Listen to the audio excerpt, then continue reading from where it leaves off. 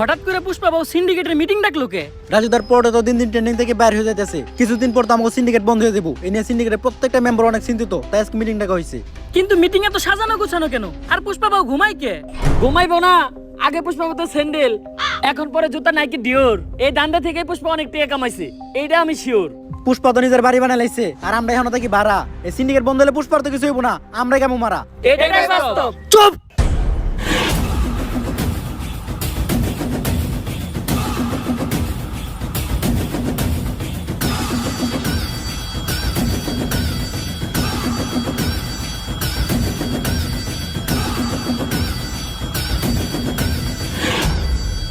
একদম চুপ। পুষ্পা বাবু যখন করব ঘেউ, তখন সবাই চুপ থাকবো, কথা কইব না কেউ। কিন্তু বাউ গেও তো কুত্তাই করে। তুইও চুপ।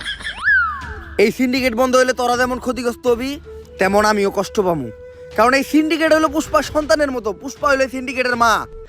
বাউ ডেলিভারি কি সিজারে হয়েছিল না নরমালি? খালি জুতাটা দিয়ে তোর গালে বাড়ি মারতে পারতাছি না, কারণ তোর গালের থেকে আমার জুতার দাম বেশি। সিন্ডিকেটের প্রত্যেকটা মেম্বার রে কইতাছি, এই সিন্ডিকেটরে এত দূর আনার পিছনে আমার কিন্তু একটা অবদান ছিল।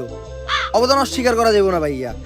কিন্তু সিন্ডিকেট এখন আর আগের মতো নাই, তাই আমাকে নতুন একটা ধান্দা ধরতে হইব, আর যেটা কইরে আমাকে সফল হইতে হইব। তবে কি এমন করা যায় সেটা কইরে আমরা সফল হইতে পারবো? বাউ আপনি তো ভাইরালও না, ভাইরাল হইলে বই লিখতে পারতেন। ব্যবসা ভালো, আবার মাঝে মাঝে মেয়ের হাত ধরে ছবিও তুলে।